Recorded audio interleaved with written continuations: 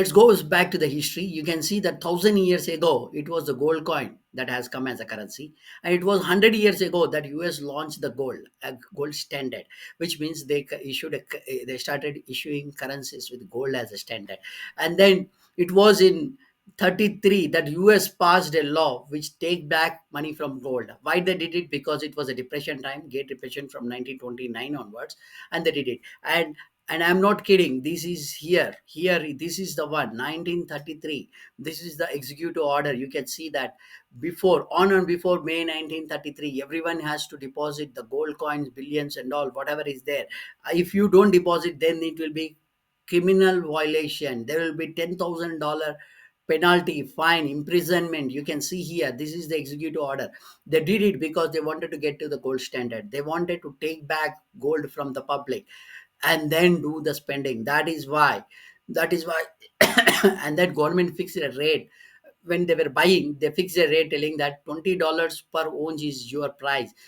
Everyone who has gold deposit back to the government at this price and take this money back, dollar back. So that is was the one. And now what is it? It is 100 times the price now, right? So dollar, and when that happened, dollar devalued 70%. The currency got devalued because currency is measured against the gold, and it devalued, which means the currency increased. So gold price from 20, it became 1944. The Bretton Woods system was formed, where it says that USD will be pegged to the gold, which means gold standard will be applied, and then all other currencies will be pegged to the USD. So USD became a big chain in this, right? So other currency will be converting to USD, and USD will be converted to gold, which also means that anyone who holds USD, if they go and submit back, they should get the gold. That is what the British agreed.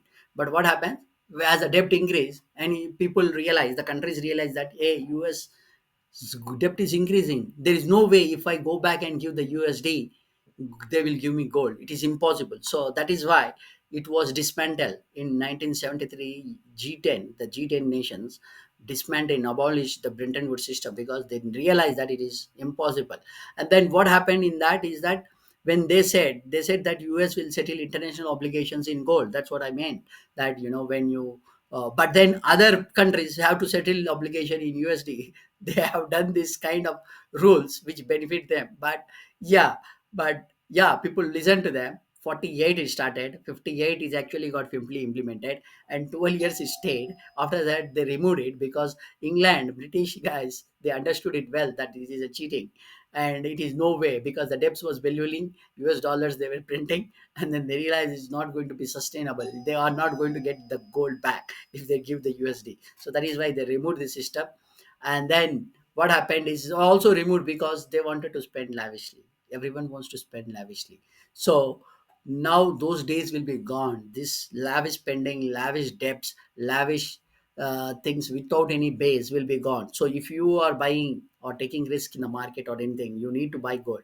That is very, very important for you. What is happening now? Like government is purchasing, central banks across the world like RBI, they are purchasing gold. So 2022 there was a record purchase by central banks, 2023 there was a record. Till now, the state central banks have accumulated 37,000 tons of gold like this. 20% of this, of all time gold, is with the central bank, which means they are ready. They are ready. They are getting ready for what? For the gold standard to be bought in. That is why they are aggressively buying. So there is a demand that is getting created. US reserves, if you see gold reserves, 8,000 tons they have. Germany, Russia, France, Italy, China, they all have around 3,000 tons only. Okay. India has almost 840 tons right now as we speak. And then the good thing is that only 10% of our forex is in gold, which means we have 90% scope, which means this our rest scope, which is, it is around $600 billion that we have currently. We can buy 7,000 tons more of gold, which means government will keep on buying gold and the prices of gold will go up. China's forex is 3.2 trillion dollars US dollars, and only 25% is in USD, which means they can also buy a lot of gold. They can also buy 30,000 plus tons of gold, right? Why they are buying? Because they wanted to hedge economics risk and uncertainties. You already know that there are uncertainties in the market now.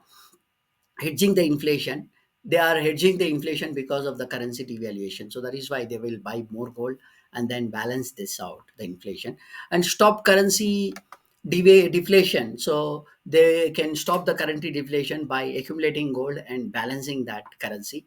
And then for pegging the gold, which means they are going to get the gold currency and then peg it with the gold. And to peg it, they require more gold. So that is why they are buying that gold. Now let's see here.